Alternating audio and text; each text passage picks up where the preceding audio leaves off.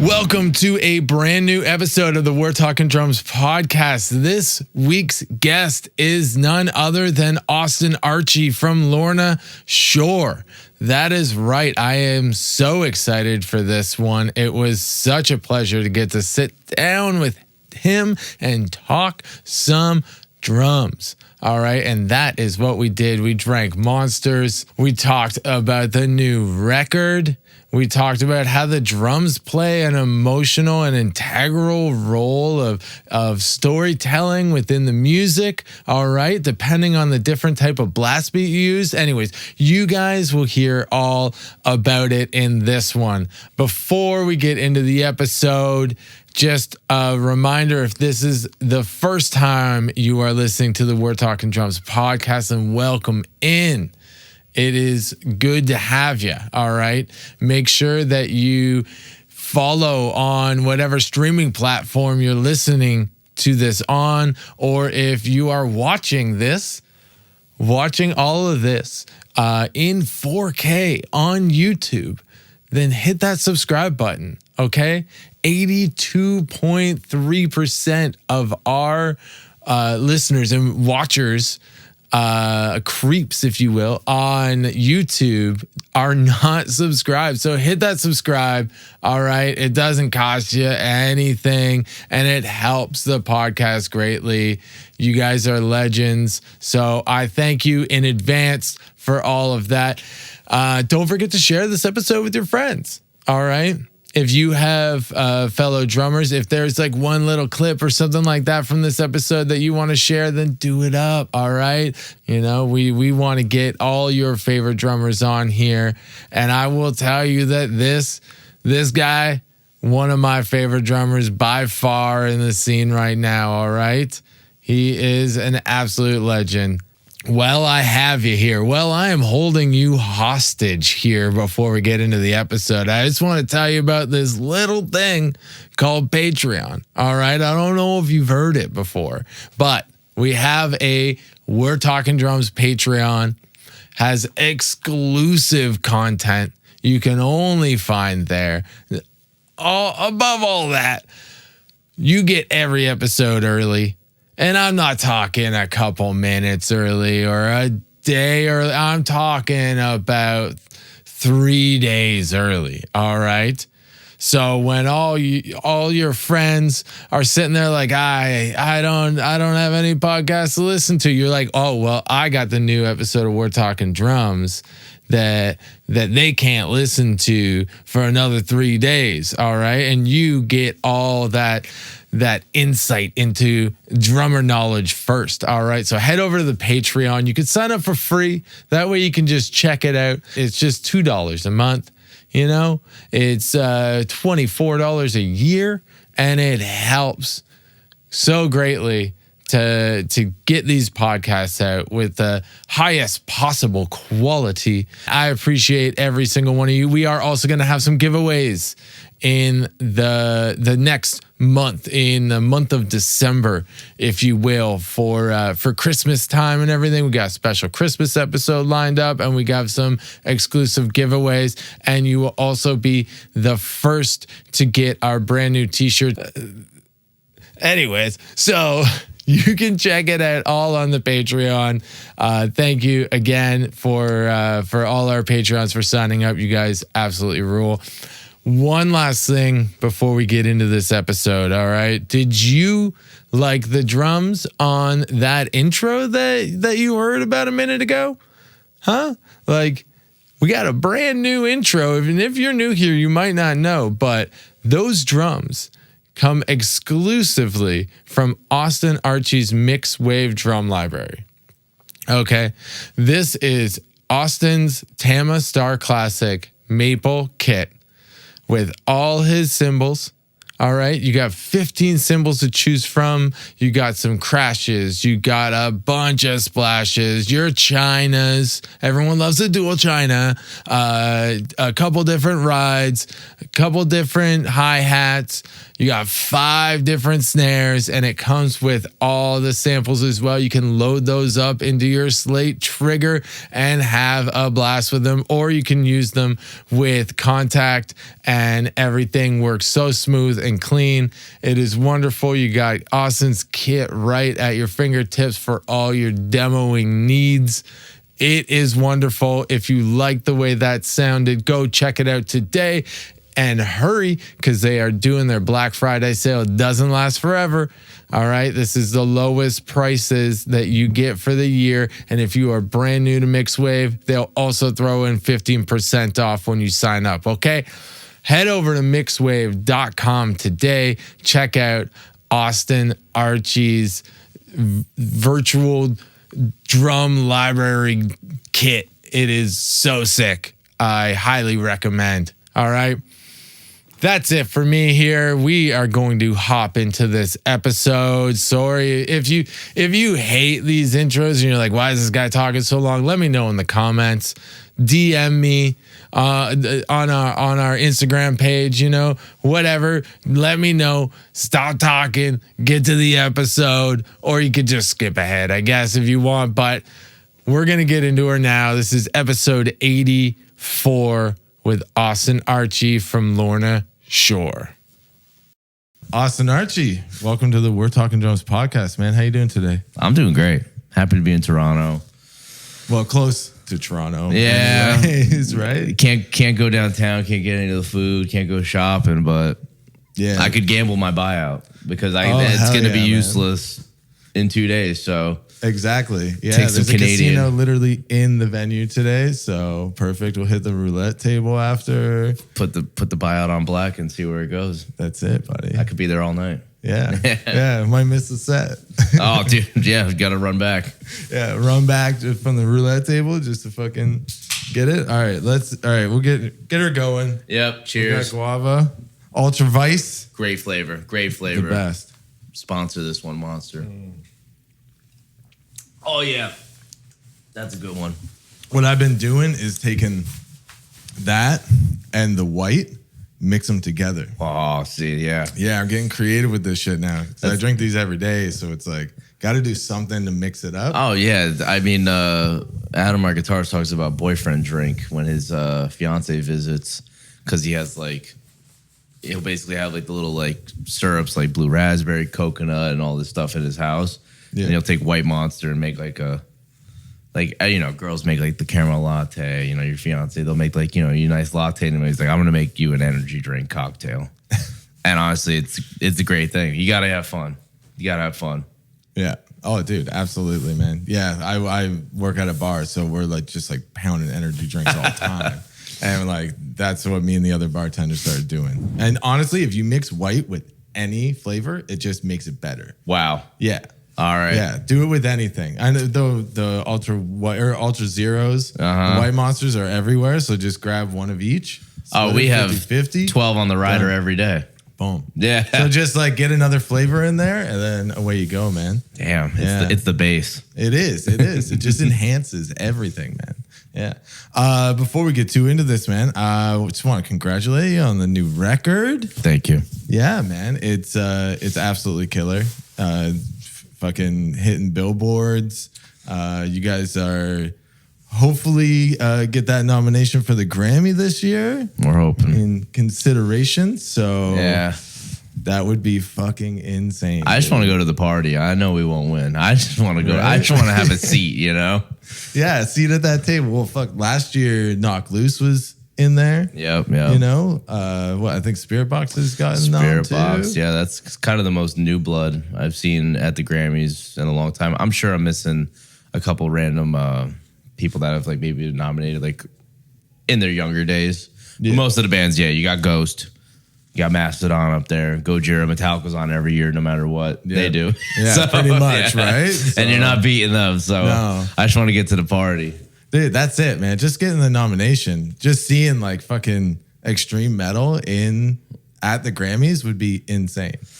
I would love it. I mean, with our luck, it would the Grammys would fall under a day that we're on tour or something. Obviously, right? Like, oh yeah, you guys can't go to the party. Yeah, you're on tour because that's all we do is go out on tour. Whatever date that falls on, there's no way. I'm flying to LA. We're going to the party. Oh hell yeah, we're gonna schmooze and hang out, and I mean, it would just be a nice excuse to wear a crazy outfit, right? So that's what I would love to see. I'm sure everyone in the band's interpretation of a crazy outfit would look very stark and nuts. I can only imagine if you gave Will Ramos the power to choose any outfit he wants to wear for the day on a red carpet, what it would look like. But I'd be curious. Yeah, man. I hope it happens. But other than that, man, like the album is absolutely killer. I know, like it was just at the point where I was listening to like Pain Remain, and like I was just like, you know what, I could go for some new stuff, and then you guys dropped the first single, Oblivion. And I was like, perfect timing, nice, perfect, yeah. So like the timeline of what you guys are doing is perfectly synced up for my needs, anyways. Well, good. As a fan, some people they want a new album. They want a new album yesterday. Yes, you know what I mean? Right? I was like, dude, that's not how it works. Yeah, you know what I mean? Like. At all, like especially the amount of like emotion you guys put into at least like the last two records. I feel like there was like this shift of like this emotional swing in your music that it was kind of there with previous stuff, but like you guys really laid into it.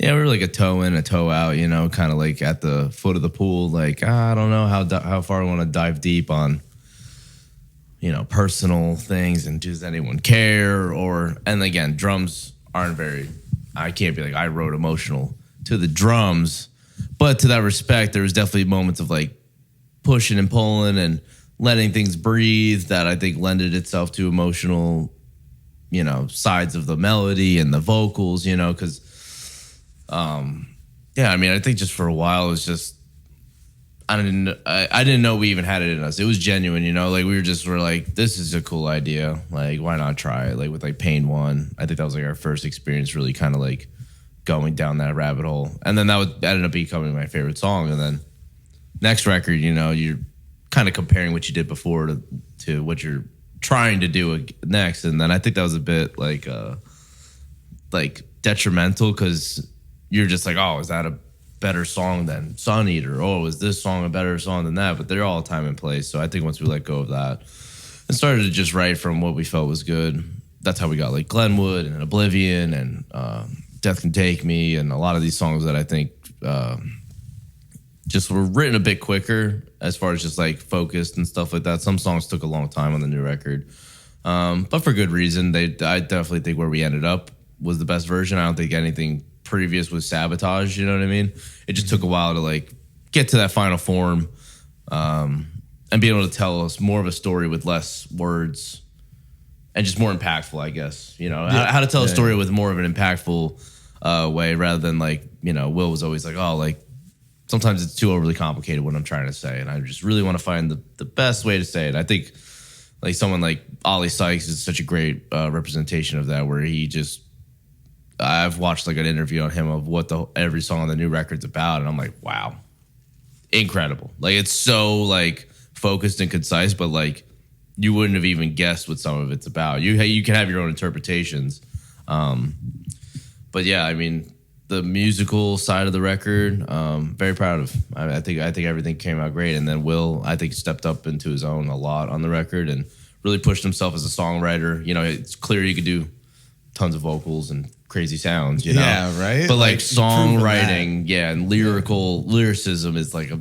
whole different, you know, game. And he's always been great, but I think he really honed in on the things he was trying to accomplish. So I was really proud to see that. Yeah. And I feel like even musically, it complements Will's like emotion in his vocals too. Like it, depending on what style blast you do, kind of like gives a different feel to it. Hey, and listen, some people would say it's all blast beat, but there is Yeah, there is, man. Like, I've listened to the album a lot, and like when you change stuff up, or even the way that you just add the little fills in and everything, like it changes the feel of stuff. Like the drums at the end of the day, like give the overall feel of the song. Yeah. Right. So now we're talking drums, baby. Yeah. That's it. Yeah. Now we're into the drum bit. We had to like get the first little bit out of the way. But yeah. So like when you're doing blast and if you switch from like eighth note blast to like a triplet, like quarter note blast, like that changes the feel drastically. Oh yeah. I mean, I think like my come from with like drumming is not in the blast beat territory at all. Like I only started to I never did a straight blast, classic deathcore or anything until not even like when I joined the band. Like even when I joined Lorna Shore, there was like I think a section with blast beat, but it wasn't even a Euro blast. It was just a quick straight blast, no bomb blast, no skank beat, no Euro, any iteration in Lorna Shore's music as a whole. Yeah. When I joined the band, and then the next, like my first release, Malficium, I did not know how to blast beat whatsoever. But Adam burned me a CD and said, if you want to be in this band, you need to learn how to play like this. Because this is what I want to do going forward. And I was like, cool, let me check it out. And it was Job for a Cowboy, it was Behemoth, it was Red Shore, The Faceless, Necrophagist, just on a CD in my car. And I just listened for, a while. And honestly, it was all dope. Like I knew those bands. It just, when you don't dissect the drumming part of it, it kind of, you don't know what's going on.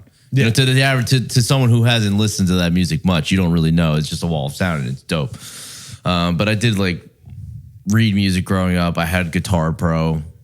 So I was like, let me just write it out and visualize it. Let me see it. And I'm like, oh, the right hand follows the foot. The left fills in the space, or they're all together, or you double up. It's really simple, you know? Yeah. When you break it down, like it's literally just like notes in a bar. Yeah. That's really all it is. And then you throw a fill once in a while. And then, then you start playing with the accents. Like Alan from Black Dahlia does a great job at that. I think watching him, I learned like when you're doing the Euro to like hit some of those accents and then come back down on the ride. I'm like, oh, okay, that's cool. So it all started to evolve. Like I think Malficium, our first EP with my contributions, and Psalms.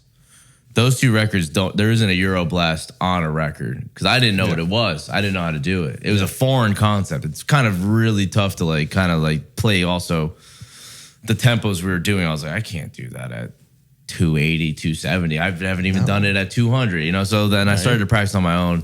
Flesh Coffin, we started throwing the Euroblast because, I mean, it's such a strong beat. I mean, it's definitely a staple in so many different realms of, like, heavy metal. Like, it's funny to see, like, bands, like, when I go back and listen to, like, Suicide Silence or something, like, I think, like, one or two songs might have, like, a Euroblast part, and it's so sick. But that's not, like, their staple versus, like, Dimmu Borgir and like, when you start going to the Dark Funerals and like, all those drummers. Yeah, it definitely came from the black metal side of things. And that's where I was like, there's so much black metal shit. I'm like, it only sounds good with this. Like, and when people are like, oh, there's so much blast, people like, what do you want me to do? Like, it works. It's dope. Like, I listen to bands that only do that. They don't do anything else, and I love it. Right? Yeah, dude. Like they're nuts. If it sounds sick, why would you not put it in it? Right? I was like, oh no, we've hit our quota for blast beats. Like never been said. No. And also for me, it's like that's the like. Do you think I want to play blast beats the whole set? No, but that's what sounds good. So I'm gonna learn to do it. Exactly, dude. It's exhausting. Man. It's exhausting. And I mean, and I get it. For most people, blast beats it's intense. It's a lot, but that's the point. That's the point, and that's the kind of band we are. Like at the end of the day, like we have songs like Glenwood. Big open kick, rock and roll. Yeah. And then, there's like a big, like kind of like almost like Fallujah inspired verse. Because I love Andrew Baird. Shout out Andrew Baird. Like he's one of the best drummers alive. And the way he works the kit and accents things, like that verse was a big influence from him.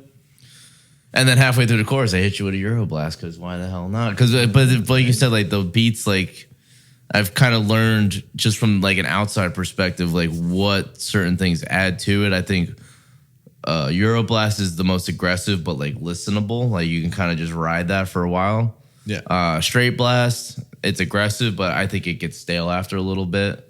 So that's why usually I'll double up on a bomb blast to like build that intensity. Or if we're doing like a pre-chorus, you know, or something, and I'm like, you got to build up that tension and then release. It's like you want to hit them with everything, right? And how do you do that? You just bomb blast fucking the whole way. So that's it. And that's what I'm talking about with like the like building the emotion in the songs and everything like that. Like the drums plays a huge aspect in that. Well, right? I never thought about it like that. Yeah, because it is like building that tension and the release and like that satisfaction. Like if you're doing like an intense blast beat in the pre-chorus and then you get to the chorus and you're just riding double bass with like the snare on threes and like, dude, it's just fucking groovy and it builds an emotion. And then you got Triplet World. Oh, dude, storytelling, you know, very 100%. Folky, very much like a. I mean, you know, sometimes depending on the rhythm or whatever the guitar is playing, sometimes it can get a little Renaissance fair. Sometimes I'm like, man. But like sometimes it really does hit home. Triplet, I mean, like that's again, like very folky, very black metal, very like the guy's gonna, hey, to start telling you some weird story about how he grew up in a cave and whatever. Like, you know, that's coming, but like, I'm into it, man. I love it. I can't get enough of it. Yeah, man. I love me some Fintroll and fucking all that folk metal shit. So. It's the best. I love when we go to Europe. Like we just saw Old Man's Child. Fuck yeah. Yeah, we got to see one of their like comeback sets, you know, because they just did like a couple shows. I think they're doing more full-time shit, but Andrew was like, dude, we gotta go. I mean, we were in Oslo, Norway. Like we're literally like, we just went to freaking the Mayhem record shop, Nosbled Records. Yeah, like where the Mayhem basement is. It burnt down. They had all the shit that burnt. They just had in a pile in the corner. It looked so cool. It was just like, oh man, this is an evil place. It's so cool. But Old Man's Child was playing that festival, and like I was tired. I was like, man, like, we gotta leave soon. And he's like, dude, you want to go walk with me and see Old Man's Child? Like, I was like, never heard of him. You know, I knew what the story was, but I never like. And I saw them getting all painted up and the 2 tents over. I'm like, yeah, this is gonna be sick. Yeah, walked over. It was one of the coolest, best sounding black metal sets I've seen ever. Yeah, because they had the dude from. It's like TAAKE, Take, whatever, that band, their vocalist was the new frontman. Dude, the drummer's just in the pocket, hanging out, armor on. I mean, dude, how? I know. How do these guys do it? I don't know. Probably boots up to here. Oh, you know, like I play with no shoes I play in socks and a tank top. They could never. Right? They could never. All right, so when did the socks come into play? Because you used to wear shoes. I did, yeah. Heel toe, honestly, yeah. I think when I started heel toeing and double stroking, whatever anyone wants to call it, big war against those two. Yeah. I would say I do double strokes. That is double strokes. It sounds more appropriate to me. It is because like back heel toe is the full heel hitting the plate, jazz, and then toe, right? And I knew guys back in the day that would get the longboards so they could fit their whole foot on the thing and do it. And it looks weird now. Like it's I mean I've seen some dudes, even when they're learning it, kind of like mistakenly do a heel toe. Like I think like Anthony Barone kind of still does like a heel toe. I've seen his videos. Like we were just kind of going down a rabbit hole the other night, just up drinking on YouTube watching Anthony Barone covers because like that's what you do every once in a while. You go down the old route. And I was like, man, the way he did that shit he was like full foot on the pedal, heel toe and heel toe, and I'm like, oh my god, there's so much movement. Like, Andrew Baird, same deal, like a lot of those guys. And then I learned though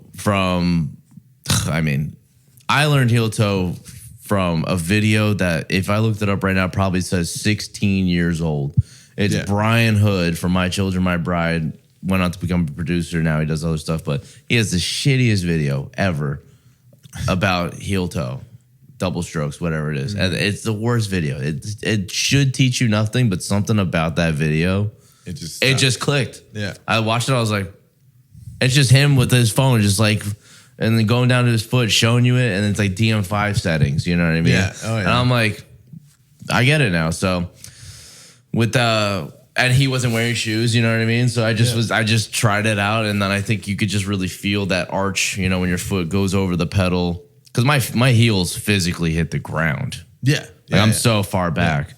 That was it. Like, it was Eric Murati, who plays for Suffocation now. He was playing for a band called Clitoris. Oh, yeah, dude. Those guys are fucking That shit was sick. crazy. Insane. That It's studio so video sick. of him in the room and he's just fucking like ripping doubles and then like rips the one song. Yeah. Like the opening track off that record. I was like, Dude, I watched that 100 times. Funny thing about that video too, I heard a little story. We'll have a little story time here.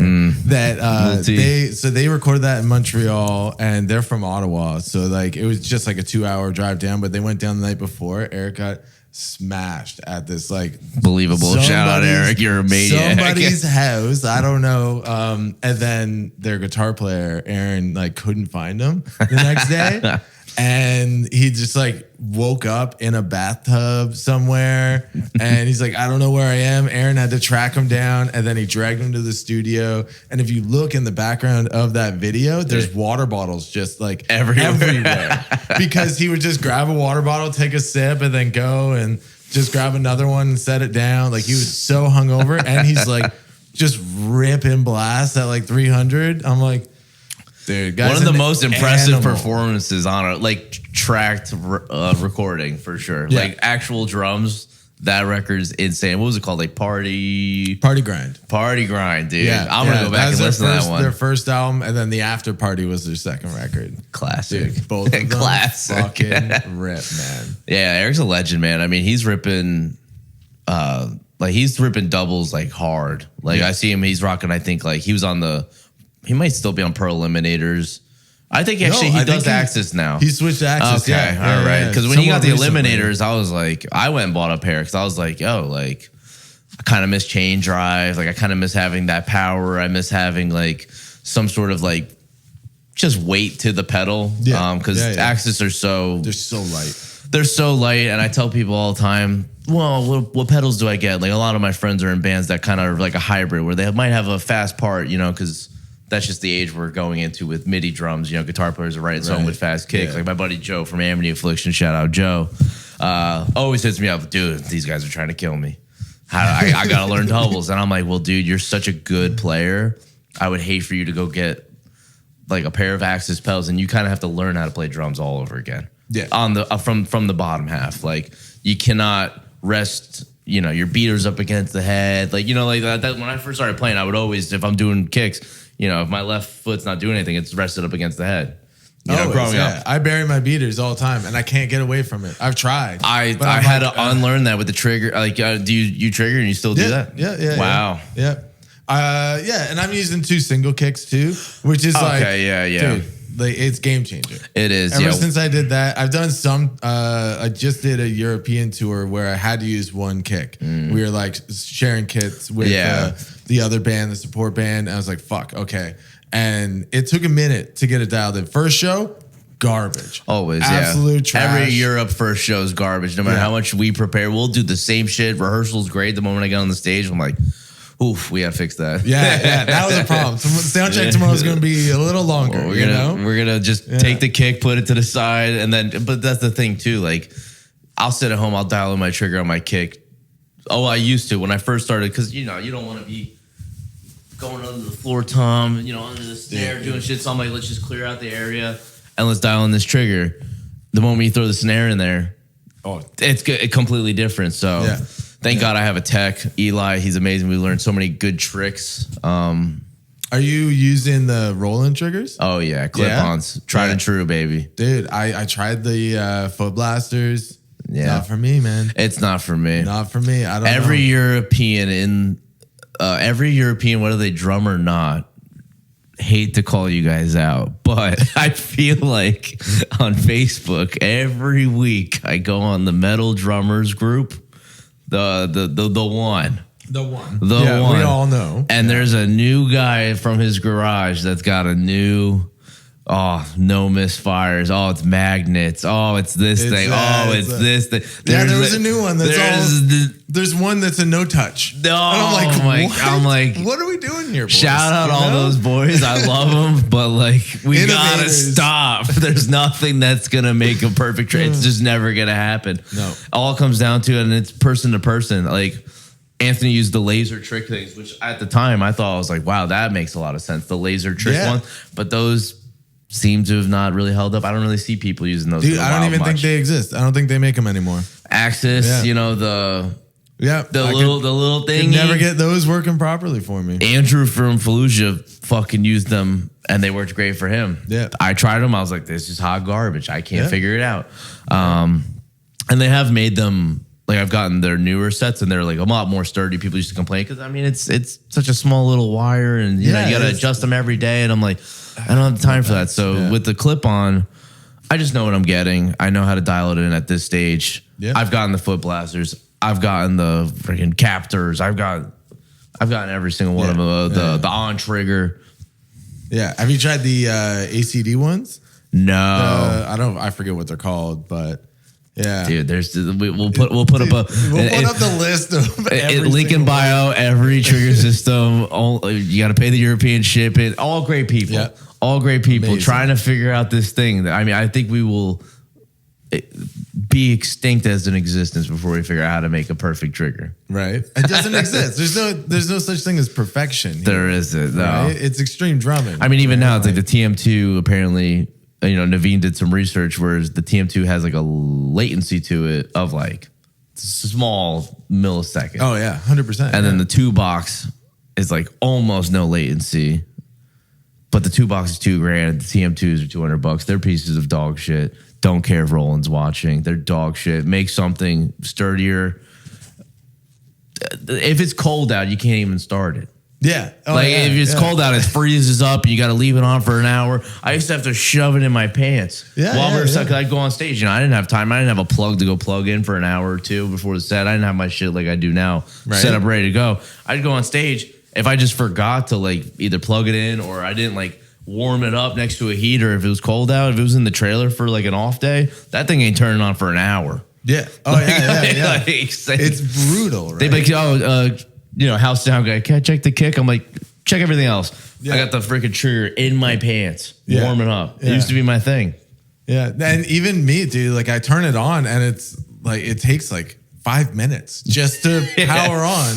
And I'll just start playing until I start hearing the trigger come through. Oh yeah, and then it does the white noise thing. It'll be, and I'm like, cool, shut it off, turn it back on. Yeah.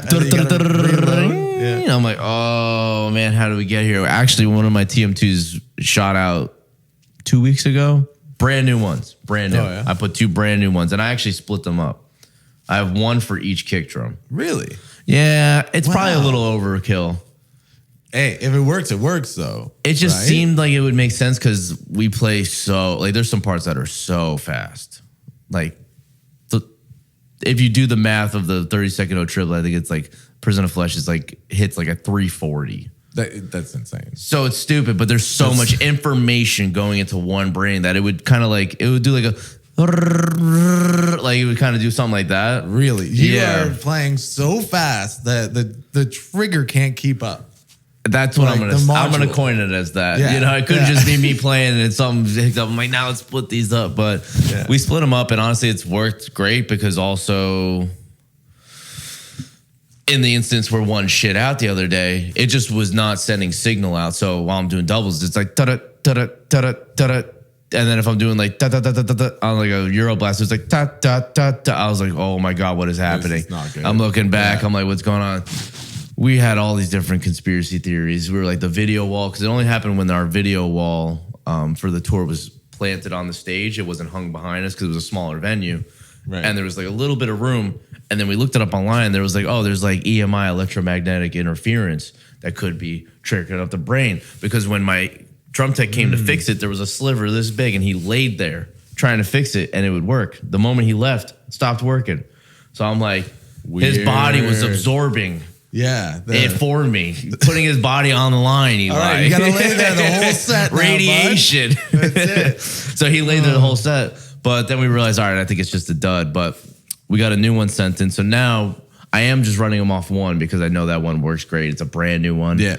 But now I think what we're doing, instead of running the triggers on 2 separate ones, we just have one there plugged in already. And we have like a DI box that you can like switch which side it's on, sort of thing.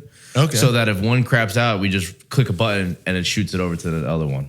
Sick. Like a redundant setup. Yeah. Which you kind of, and we have like 4, 2 on each kick drum, both plugged in, both ready to go. Because, I mean, it's just it scarred me. Because we were playing LA like a couple days later. My fiance was coming, the industry was there. I was like, this could not happen this day. Yeah, no. And I think it might have happened for like a split second. But that was enough for me to, I was like, we're throwing this across the parking lot. Yeah, and we're getting a new one. We're done here. Yeah. But also, man, when that shit happens, it allows everybody in the audience to know that shit's real. Yeah. Because there are still people. 100%. No. There's still people who think that like you're not actually playing drums, that it's tracks. I wish. And I'm like I heard working at a metal bar. Oh, of people course. talk about shit, and I'm like in the back. And I'm just hearing this conversation going on. And this guy is just like, oh, yeah, dude, they're not actually playing. They're just miming it on stage now.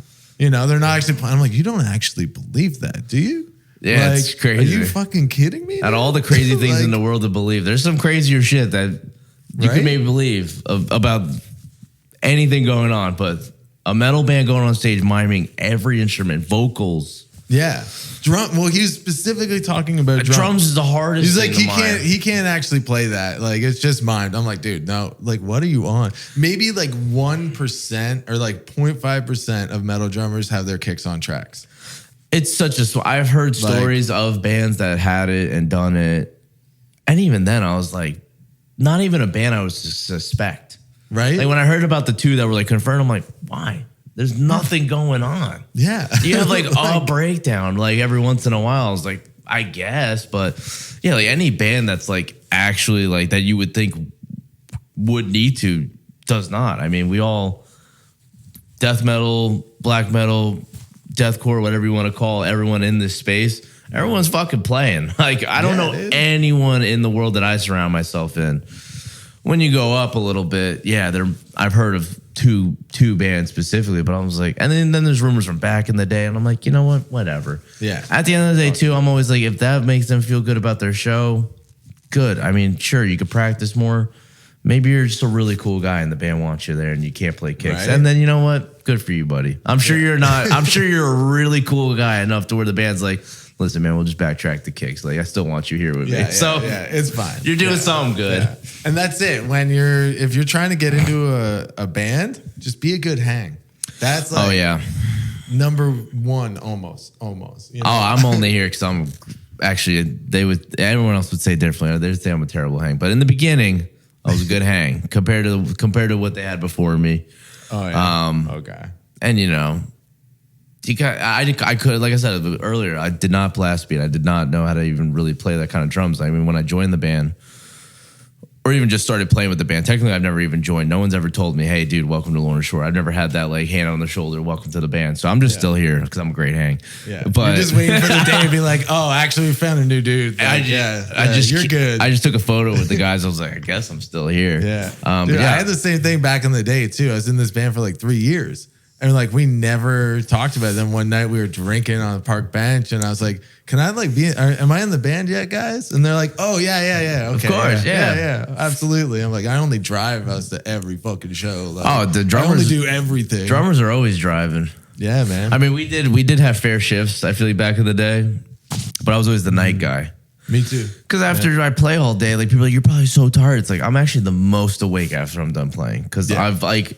All day I'm like just stressed about because it's so like mentally like a thing. Like if I go on stage and I'm foggy, or if I'm like at that like tired stage where I'm like, oh man, I could just go to bed right now. It's never a good show. So I'm classically known for, I mean, I've done every iteration. I've done 4 to 6. I've done 2 to 8. Sometimes I wake up 10 minutes before we got to go on. So I'm trying now. I think I realized an hour before is a reasonable amount of time. I could stick it out. I can wake up, but sometimes I'll play and I'm like, dude, I didn't wake up till 6th song in. Like I was just kind of just autopilot. Like, the whole I'm just kind of hearing people like he smokes so much weed. And like, I don't. Oh, he's so this. Like actually some guy on the Mino video was like, wrote like a concerned parent comment being like, this is what an opioid addiction looks like, and it's actually not like something weird like that. And I was like, what are you talking about? I'm focused. Like it's a focused face. Like really, sleepy drummer. I'm sleepy. Not for nothing. At a playthrough on a studio, there's no excitement. It's a dry, empty room. Not excited. So tough. You want to see me flail my arms around, move around, get stoked? Come to a show. I tell people all the time. I play much differently on tour than I do in any sort of playthrough setting. Because one, I'm fucking nervous. Like rightfully so. Like I got the guy who endorses my name, flew me in to a studio where people are, their time, their money. Like I don't take that lightly when I go to those final playthroughs. I'm like, everyone, like, the lighting guy, the camera guy, there's a lot of people working to make this work. I just have to sit here and do a good job. It's a lot of pressure, I get fed, I'm the star, but I'm like, man, I'm more nervous than anyone in the room. But dude, it's tough. Anytime you sit down, like, and it's different than like recording an album too, right? Oh yeah, you can take your time. Hey, I need a couple minutes. Go do this while I'm trying to sort this part out. And in doing in the studio stuff, like you're allowed to be creative. In this, it's like no, play it perfect because especially the mono playthroughs, like. Lots of people are seeing these, and you're gonna get critiqued. And drummers from all walks of life too, where it's like if it's going on their channel, I know, like, I follow Mono because even before I was with them, because I loved watching their videos. So I'm sure all these jazz guys, all these other guys, they go there to see new drummers. So there's definitely a lot more pressure there versus like a Lorna Shore audience that, not for nothing, are very supportive and always like stoked on what we do no matter what. I'm kind of going out to the minor things, for the Lorna Shore fans to see me play a song, but also for people that don't know myself, the genre, kick triggers, and the comments are a mess. The boomers are heavy in the chats. On the Facebook's a disaster. I won't even go to the Facebook. But that's where they live, man. But and the last round we kept a little more raw. I definitely don't think it was my best performance coming clean here. However, we just have had so much going on. I really didn't have the time like I did in the past. And I always say it's different when you play live. You develop a lot of muscle memory.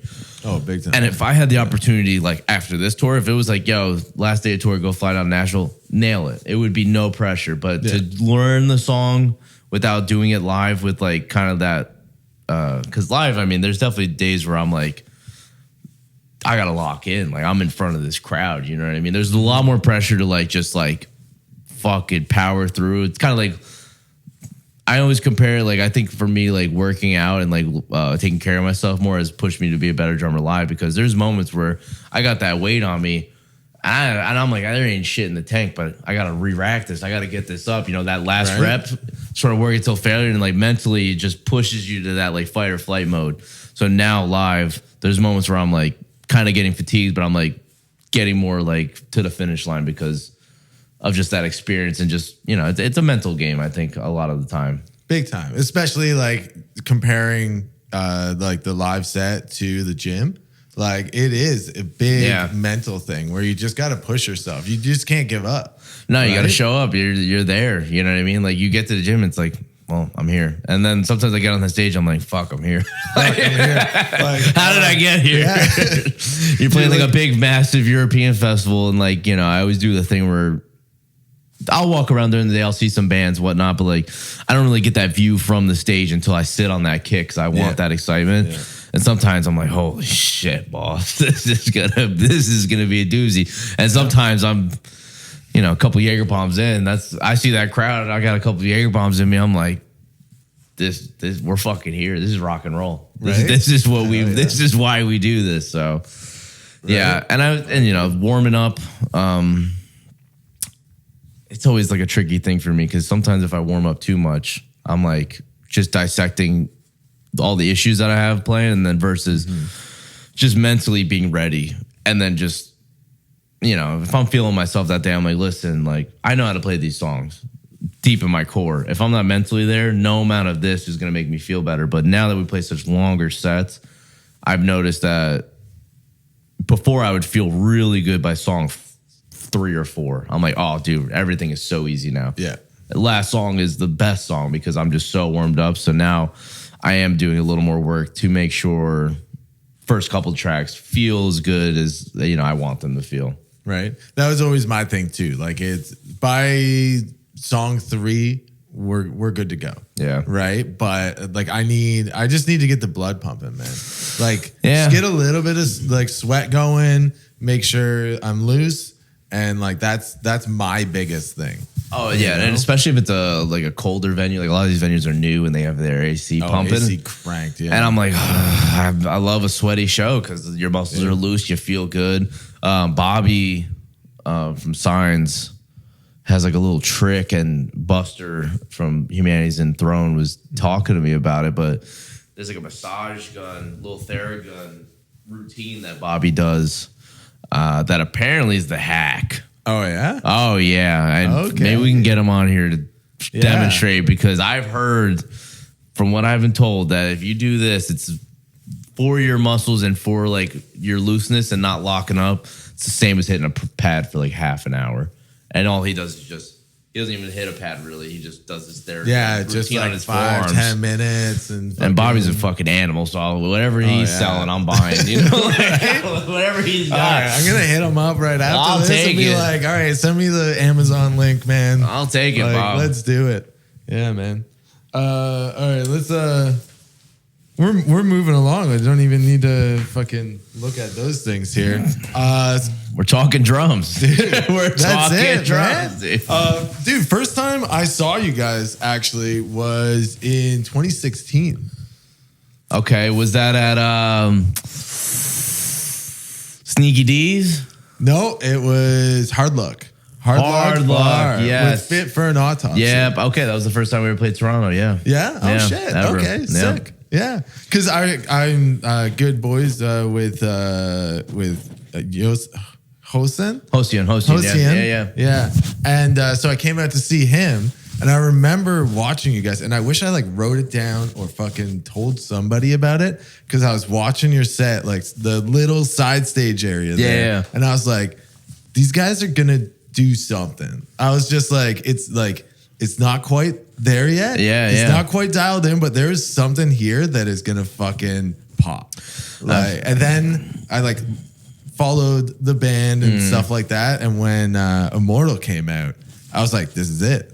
They found their sound. Like this is this is the vibe, man. And like, I could definitely safely say Immortal figured it out a little more. Yeah. Flesh Coffin was the first time we really tapped into something outside of like a tech death world, because Psalms is just really a tech death record with VFW breakdowns. Like there's not 1 ounce of sense on the record. It's just overplaying. It's not listening to each other. I mean, barely written in the same room type shit. Like just, I'm going to write the craziest drum part ever. Because I mean, it was the first record and I just wanted to like, I don't know what I was even trying to do on that record, man. I go back and I listen to it. Like Mocha, our bass player, the doing record was awesome. Because I'm like, yeah, it's made for like ADD, like autistic metal. It's like the most insanely, like not one thing is the same, just noise, just brain rot on a record. And then Flesh Coffin, like a little bit more like concise ideas. Yeah, a little more thought repeated out. parts, like things like, we were like, oh, that riff's really cool. What if it came back? Just like kind of learn how to write songs. Right. And then Immortal, what did we do? We did the 2 singles, Darkest Spawn and This Is Hell, with Josh Schroeder. Yeah. With our old vocalists. And then those 2 songs, like I think we learned a lot about songwriting with Josh in that moment. So then when we came back to do the record, it was like, like we have some different plays. Like, oh, let's, he was kind of the first person to be like, I just had relentless kick drum and there was never a moment for anything to breathe. He's like, oh, like this lead really is good. What if you let it like air out here and like you just kind of take a step back? I'm like, oh yeah, cool. Yeah. So like just learning like little spots where you can be dynamic. Learned a lot of that with Immortal. So that was the first record you did with Josh? First full length record, yeah. Full length, Yeah, because we did the 2 singles, which ended up being on the record anyway. But we were like trying out a vocalist and also just wanted to get something new out with the dude. So then after that, like the EP took some of those same, characteristics or principles that we learned from like writing songs, and then but now we have another vocalist. Yeah. So then, like, you know, Will's really capable of doing kind of anything and is stoked about anything, like, versus, like, I feel like, you know, past vocalists, you know, maybe one likes breakdowns a lot. One really shines on breakdowns versus the other one really shines on lyricism, but doesn't know how to, like, really put it to the music, like, you know, wordplay and stuff like that, or like cadences and stuff. So then Will came in and it's like, oh, kind of has his foot in every little realm. Yeah, he kind of knows what he's doing. So we were down to experiment more with Will because he's just so capable of so many different styles. And then I think we're even pushing that more and more, learning more and more just through the records. And again, this is like only our second album with Will. Yeah, I've been in the band 13 years. Will's been in the band for about 5 now. Yeah, 5 or 6. So yeah, we're like, I'm stoked on this new version of the band because, you know, even though we've been a band a long time, this version is still predominantly new, and how we all write together and how we figure things out together is all very new. So I kind of needed that. I feel like if I was in the same band for 13 years, I'd be same, just like everyone together. Like, I respect to anyone that has like OG members. Right. Yeah. Like, oh yeah, we've been in a band together 20 years. How do you even get excited to see each other anymore? That's insane. It really is insane. Yeah. Like Park. I mean, there's very few in the world, I feel like, that are like, yep, live and die, fucking original lineup. Yeah. Parkway Drive, I think, is like one of the few. Yeah, I know, like, dude, a handful. Like, literally a handful, and I'm baffled. Like, how is it still the same 4 guys? Yeah, death metal band with the same drummer for 20 years, that doesn't exist. No, God, no, man. Yeah, for us, it was all bass players, man. Oh, like, we had the same, like, 4 guys, and then bass players we've had, like, 9. You know, and now we're just like, no bass player. Like, hey, listen, they can't act right. Get them out. Yeah, that's it, man. Like, and every time we get a new member in, it's kind of like the 4 of us have been doing this for like, next year will be 20 years together. Oh wow! So it's like the 4 of you guys, 20 years. Yeah. Wow. So it's like the vocalist left and came back and like had that stuff, right? So we had another vocalist for a period of time, but. Yeah, but like, we know what we want to do. Yeah. You know, we click on a certain level, right? And so introducing someone new, like, they always, I know that in their gut, they always feel like an outsider. Yes. Because the 4 of us have been like boys for so long. Like, to be honest, that is tough. I mean, me and Adam have been in the band together 13 years. We've always, you know, sort of stepped into roles that we never even envisioned. Like, Adam joined the band. He wasn't the business guy. He was the guitar player, you know, right? Yeah. And then their main songwriter left, and then he was like, I became the songwriter, and then stepped up to become the business and the songwriter, and then I kind of was just the new guy writing songs, and then business started becoming like a big part of what we do. You know, it is a business now, 100%. Right. So then you're it's not like just like one guy has a very big expertise in, you know, maybe, you know, numbers and ones and zeros and like really keeping track of things versus like a creative standpoint. So like, we both kind of like work well with each other with those things because, you know, we were the only ones that kind of could be bothered with past iterations of the band. Right. Now it's like everyone is very involved. Everyone knows the business. Everyone knows the creative. So it did take like a little bit to like kind of like loosen the reins a little bit and welcome in all these ideas. Like, it shouldn't be like a tough task, but it is hard when you've been doing it for, I mean, at that point, probably like 8 to 9 years to be like, yeah, what do you think? Like, you know, just like to even have the initiative is really what it is. Like, I've always just had the initiative, like, yep, I already reached out to this person, got this going on. It's like, how do you like train someone to have the initiative to be like, doesn't even have to be asked, it's already getting taken care of, sort of thing. And I've always been that sort of person where it's like, oh yeah, I already got, like, yeah, well, but now it's like more so just like bringing everyone in and be like group Zoom calls, you know, we're talking to a video director, everyone's there, emails, even on an email, just everyone copied so everyone can just follow along. You don't have to, and for me and Adam and anyone in the band, it just saves time because it's like, the information I get, you get it at the same time. You don't have to call me and ask me what's going on. So it kind of like, it does, it's all good. So I think, like big right now in the band with so much going on, so many different moving parts, so many things that need to happen quickly. It's like constantly just the thing of like keeping everyone on the same page. That way you're not wasting your own time and you can enjoy your life, you know? Like sometimes I'm like, oh dude, if I have to catch someone to speed, it's going to take fucking 3 hours. Mm-hmm. Hey, Get out of here.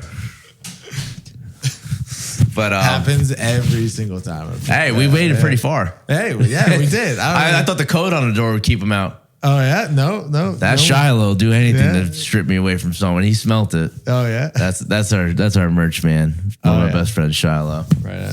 Shout out to Shiloh, little shy guy. Yeah. But yeah, dude, it just saves so much time too. Like not having to have the same conversation for. Oh yeah, our manager does it enough. Right. You know, our manager who's on the call, he'll tell me the same thing for a month. Yeah, everything, and then he'll tell all of us. And then he also called me 2 times that week, told me the same thing. I'm like, and I love him to death. Shout out Steve. But yeah, I mean, you know, at the end of the day, I want to have more time to play drums. I really do. You know, I don't have enough time at home to play drums. No. Between touring and just like kind of like also viewing it. You know, if I sit on this kit and I'm at home, it feels like work. No matter which way I slice it. It's not like a creative home at this stage, which is my own fault and also just how I view it.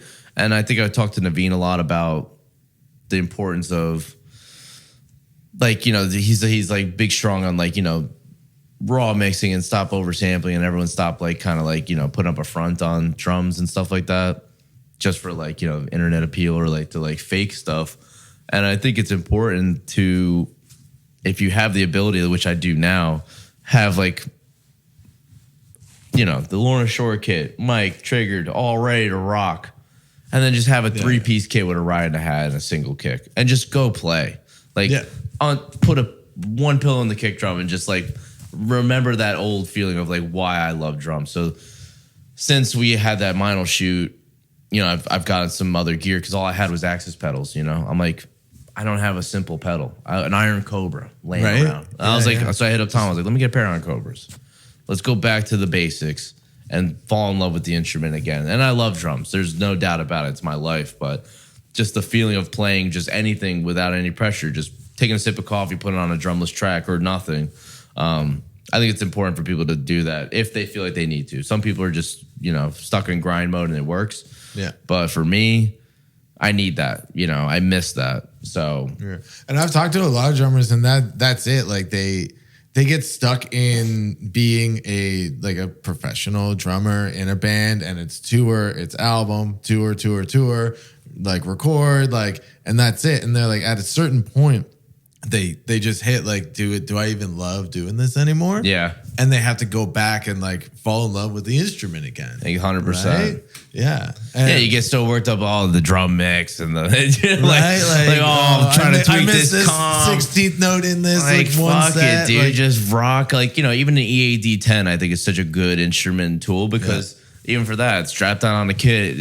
It's still because my ears are different now. Like I don't get the satisfaction of sitting in a room hitting a raw drum to a Apple earbud, with the drums track played. It's like now, my mix is dialed live. I go home, I'm like, this sucks.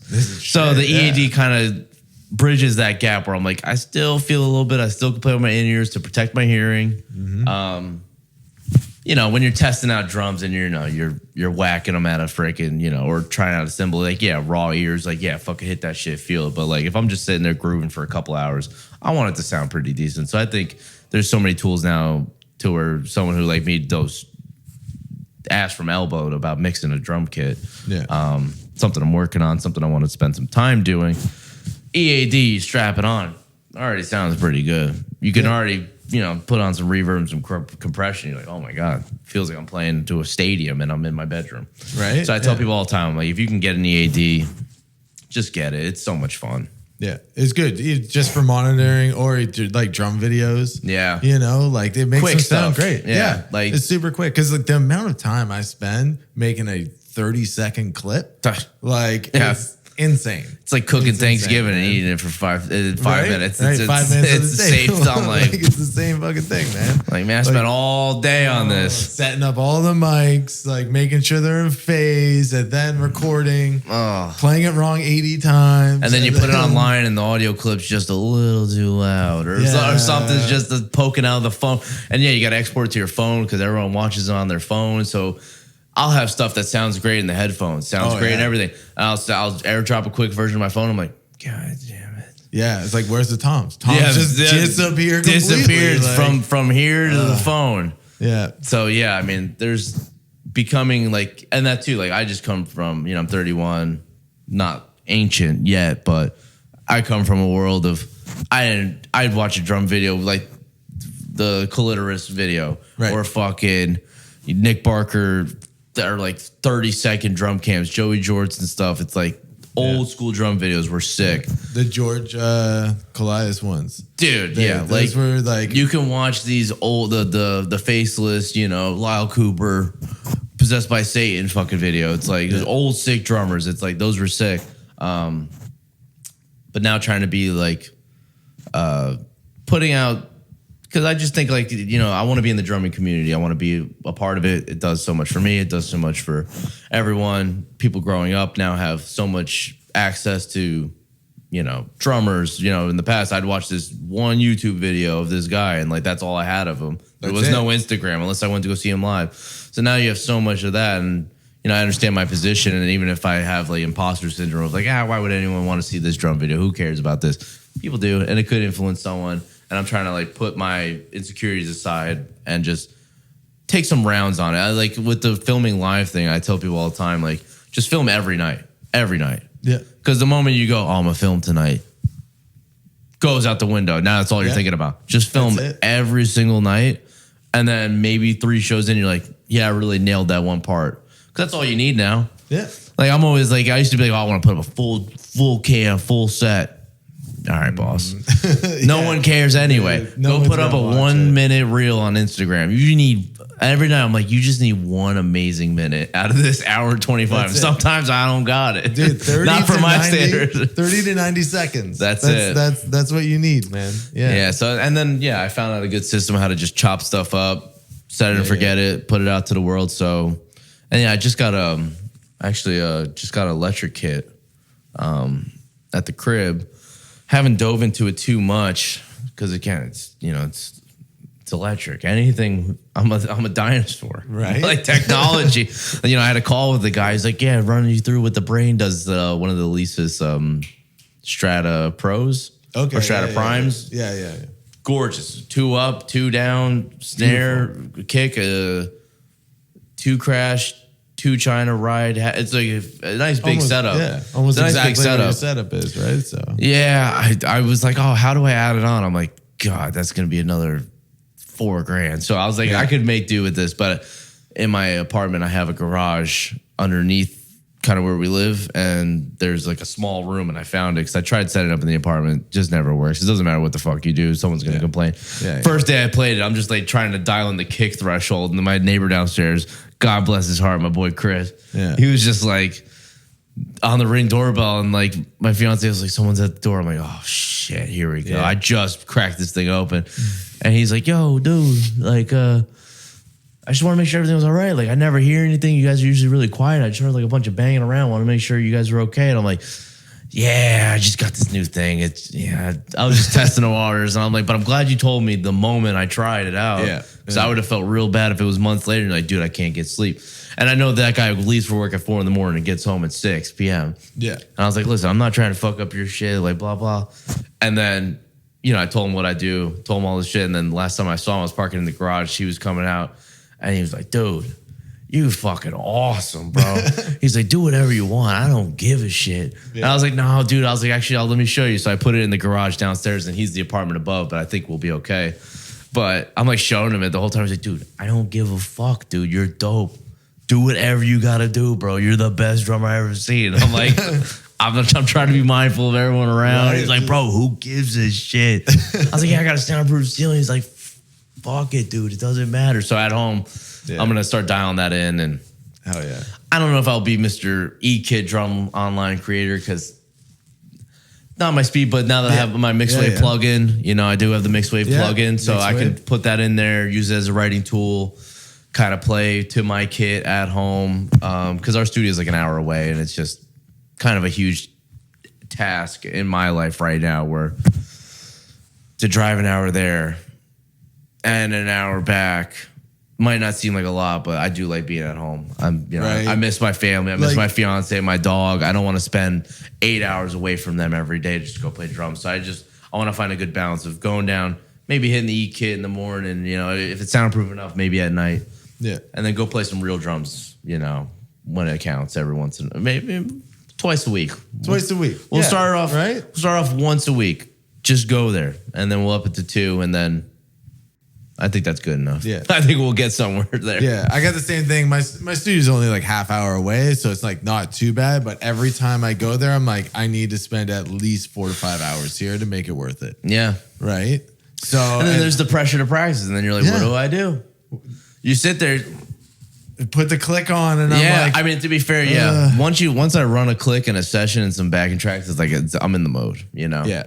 But how do you practice the things outside of the music? That's where I'm really trying to go into, Yeah. drumless tracks and just riffing, just having fun, Like I used to smoke a lot of pot. It was the easiest thing to just sit on a drum set. I didn't care what I was playing. It was just fun. I just loved it. I was like, oh God, I'll just sit there and do whatever. And like now, like my focus is like so like you drink a fat coffee. You're like, what do I do? I want to do everything. I want to play like Matt Garska today. No.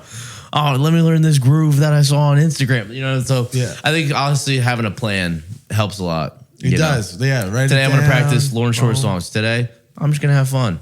Yeah. And I'm gonna go learn a chop or two. Right. So there's these guys out there, man. These choppers, dude. They're insane. Xavier Ware, fucking. I just see guys. I don't even know who the fuck they are. Right? I'll just scrolling through. I'll just see a video. I'm like, that's the most insane shit I've ever seen. Who the fuck is this guy? Well, you're gonna hear about him in the next year. Like, dude, there's so many good drummers, man. There's that one dude who does like reactions to like a lot of these groove drummers. I don't know if you've seen him. He's like a Spanish kid with a beanie. I don't know if I have. Dude, he's got the best page. I love it because it's just fucking choppers and he's just locked in with them. I'm like, it's my favorite page to go scroll at night. I'm like, dude, you find so many good guys that are just out and about playing along to just sounds like Mario Kart music. You know what I mean? Just like I'm like, oh, this is sick. Well, dude, that's how Grayson got like known for all his shit, right? And then now he's playing for Sepultura, fucking filled in for Trivium. Like now he's a metal dude. Like, and he's great, man. Yeah, fucking he'll turn the stick around. I just can't be bothered with these guys, man. No. I'm just here. I just want to be healthy. I want to go play the shows. I want to not be sleepy. I want my triggers to work. Like I got simple tasks, man. Some guys are just really fucking problems, dude. And I just love where drumming's gone. I mean, there's a million good drummers out there, and I kind of was going through I feel like the what's cool to learn as a young drummer kind of went through a shift. Like I feel like a couple of years ago it was all about chops. Garska, it was Polyphia music, bands like what was that one band that was huge for a little bit? I'm blanking on them, but they were, oh my God. It was an instrumental band that Achan. Oh, Chan. Like Chan, that kind of world of music was like really big, and a lot of guys were getting good at that style and like Periphery. And now, I don't know if it's just the power of the internet and it's being fed to me, but like there's some fucking crazy blast beat kids out there now. I didn't know if people were signing up for that job anymore. I thought that was like the old job no one wants anymore. But there are some fucking crushers out there that are like 14, right, dude? And I see these videos and I'm like, why am I doing this, man? Like, dude, I'm pushing 40 now, and I'm like, do I just go play like dad rock at the local bar? Like, hell yeah, that's what I'm trying to do. Fuck this, dude. Why am I trying to blast faster and faster every day when it's just like, man, these kids are just doing like 280 like it's butter. Like, dude, there's this one guy, Luca something drums. He's 14 playing Belphegor. There's that Russian kid who's just rocking Sarzy Koptios and fucking ripping Dyer's Murder since he was like 10. Right? I'm like, dude, gives me hope. And honestly, it doesn't scare me a bit. I love it, Yeah. Fucking take my spot, bro. Like, let's like get over here. I might need you now. Yeah. But I think it's cool. I think it's cool that death metal drumming for sure. And then you take it a step further, like, the deathcore, and then like the black metal kids. You're just a psycho. Have fun.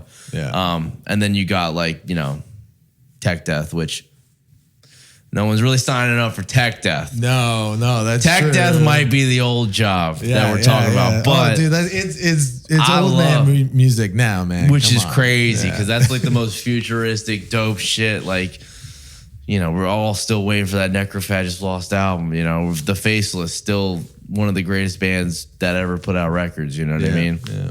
Well, dude, and that's the thing. You're seeing all these kids do this. I'm gonna say, like, you had something to do with that, man. Like, you guys have kind of paved a path for a younger generation to get into extreme music. Yeah, And then again, there's definitely proof to that. Which again, don't know what happened in this universe where there was a glitch in the programming of the simulation where they said, let's make Lorna Shore a band that people will find and enjoy and in all walks of life, which I think is beautiful. For some people we're the heaviest band they listen to. For some people we're the lightest band they listen to. If you're not listening to Cannibal and fucking Real Rippers, you might enjoy some Lorna Shore stuff or Demu and stuff like that. But I'm definitely thankful for it. I want to say that I would always love for people to be, proud of the band, proud of the people in the band. I think we all put ourselves out there and we're all good people. So, if you're rooting for anyone, I'm happy they're rooting for us. I think we grind really hard. I could say we deserve this. Some days I could say we're undeserving or whatever, in my own little brain. But I think we do deserve this. I think Will's, even as a vocalist, has worked so hard before anyone even knew that guy's name. Yeah. Oh, yeah. And just with like pure intentions, like none of us wanted to be that. We just became that. And I think that's just how all great artists ended up, and to be even in the same talk or circle of like the greats or, household names to the genre or gateway, whatever it is. I really just want people to find our band and then go find the bands that I like, Right? Like, you think we're sick? Go listen to fucking Veil Maya's first 3 records. Like, you think we're dope? I got 10 bands for you that are way sicker. Yeah. Well, and it's just such a world. Like, it's a universe, dude. You can go find so many good bands over the years that aren't around anymore. And that's the problem too. Not the problem, but like it's kind of like bittersweet because it's like now that we're at this level, it's like a lot of those bands I love that I would love to see live or tour with, like they're just not around anymore. Yeah. So you got to put on for them. You know what I mean? Like there's so many dope bands where we're putting together a tour. I'm like, fuck, man. Like, how do we get Beneath the Massacre on this? Fucking hell, dude. Yeah. Like, but like even today, like Peeling Flesh isn't playing the Toronto and Montreal days, which sucks. You would have loved to see Joe. He's an incredible drummer, Joe. He's cracked out. Yeah. But they're like, yeah, they're not coming. Hire a Canadian band to open the dates. I'm like, yo, call Beneath the Massacre. If it ain't them, it's no one. They could play. They could headline, dude. Like, fuck off, dude. That dude, I'd love to see them again, man. That last record they put out is something, man. Yeah, dude, call it fucking Despised Icon. Dude, I sent out the list. Yeah, Ion Dissonance. What are they doing? Ion D. Fuck yeah, man. There's so many good Canadian bands. I don't think they. I'm kind of off though on young Canadian bands. I don't think there's a young Canadian band that's kind of made its way to me in the last year or two. I'll send you a couple. Please, because as we were talking about, I'm like, who's young? I was like, I don't know. No, they're all like 20 years old. Like all those young bands were like, when I was growing up, I played in a like it wasn't even like a hall, but it was like this like small thing in like a tennis court or something like that with Ion D. Like, oh dude, this small like 30 cap room. Like it was fucking sick. My band before Lorna, just like hardcore Jason, with breakdowns type shit. Yeah. I don't even know what we were trying to be. Dude, we didn't know what we were trying to be. Probably trying to be like a For the Fallen Dreams, like Legend, sort of like, that style of heavy music. But our first show, I think it was ever, we opened up, it was fucking Structures. Shout out Canada. Dope. Structures opening, like EP era. Within the Ruins. Ion Dissonance, Arsonists Get All the Girls. crazy, dude. That was the first time I've ever even heard of Ion Dissonance. They played a fucking VFW hall, and it was disgusting. Yeah, it was filthy. Yeah, and then that's gross. A lie. I saw them when I was like 14. It was Bring Me the Horizon's first U.S. tour with Bury Your Dead, Ion Dissonance, Nights Like These, and yeah, Ion Dissonance just up there in fucking a yellow and black fucking North Face puffer coat. And I'm like, this is the coolest fucking band I've ever seen. Drummer's got fucking over the head headphones on, big laptop next to him. Like, this guy means business, dude. Yeah. I was like, this band's sick, dude. Yeah, way before laptops were cool. I was like, he's got a laptop. What's on that thing? What the fuck is he doing? What is that? It's got a little trigger setting. I was like, yeah, like those dudes fucking rock triggers back in then, you know? Way fucking, back, yeah, dude. People talking about triggers, man. Like, people hate on the triggers. I don't know what to tell you. It's been around a long time. It's not a new tool. Man. But the technology, to be fair, has not come much further, as we talked about. It is not that, like, people are like some dude on the video was like, yeah, well, his thing is set up so when he hits it once, 2 sounds come out. That's literally impossible. That's never been a thing. That has never been a thing. Never. And some guy was trying to tell me that someone else did it. Oh, yeah, no, this band did it. You're just a liar. Bro, you know how hard so then how do I play things that aren't? Oh, there's a MIDI patch change that you think what I'm that? You think I want to? I don't want to do any more work. Do you know how much time that would take to program? And, like, to remember, insane. Oh yeah, let me just, and then when I go I would just do this the whole set then, and it would be great. Yeah. And then the MIDI just turns your triggers on and off. Literally. Perfect. Done. Hey, like, it's insane. Ignorance. Yeah. You hate what you don't know. Yeah. Just like how many people are in the world to many things that they shouldn't be. You know, let people live their lives, whatever. There's many things in the world people are very ignorant to because they just don't know. They didn't grow up around it. They have no sense of it. Triggers. Like, it's been used forever. Def Leppard. Granted, the guy had one less limb. Okay. Give in. Yeah. I'll give, but that was like probably one of the first bands to do like electronic sounds live, like full on like electric snare, electric like kick sounds. There were definitely some bands in the 80s that used like electric drums live.